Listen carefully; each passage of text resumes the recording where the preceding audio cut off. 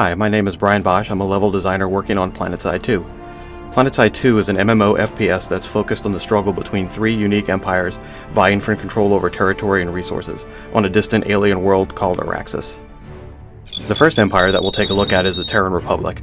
These guys are a highly refined military machine. They've been in the oppression and police state business for a long time.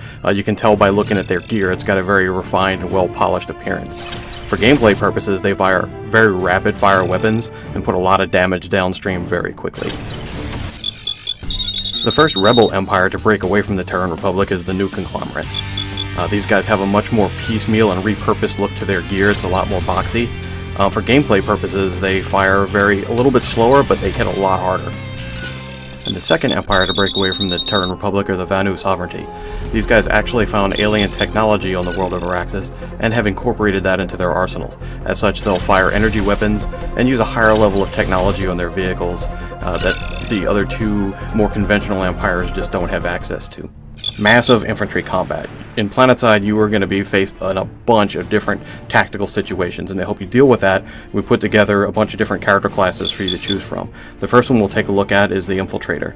These guys have a cloaking unit, which allows them to become invisible for a short period of time to get into position. They're also snipers, advanced hackers, and recon specialists. Very effective at harassing the enemy. Light Assault is the first shock trooper class we'll take a look at.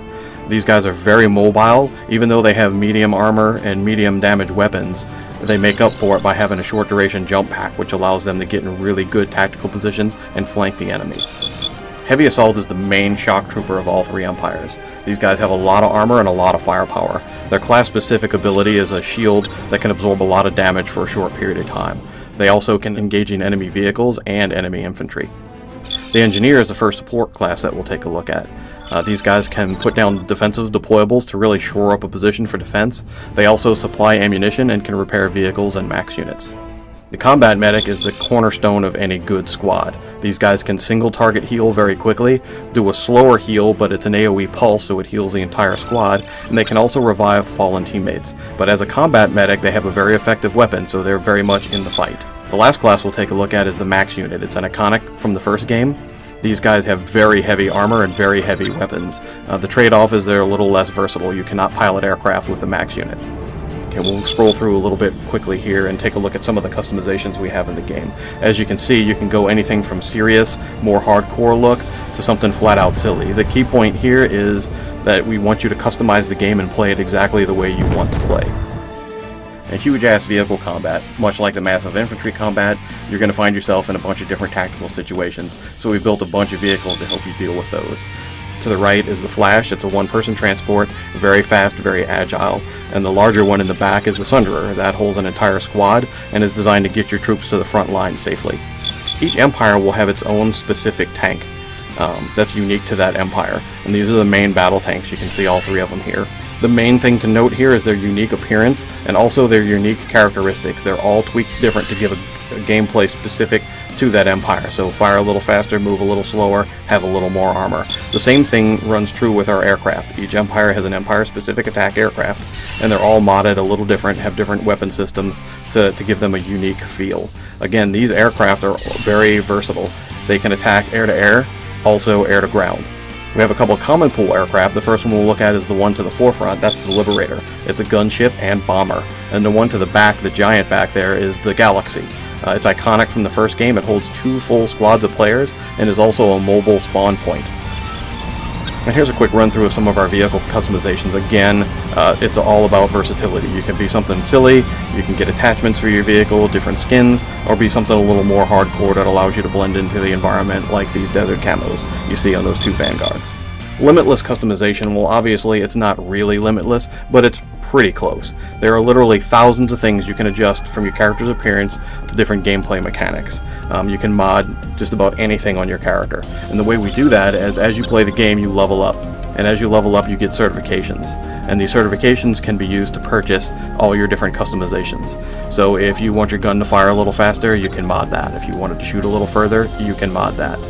If you want different camo patterns, you can also grab that.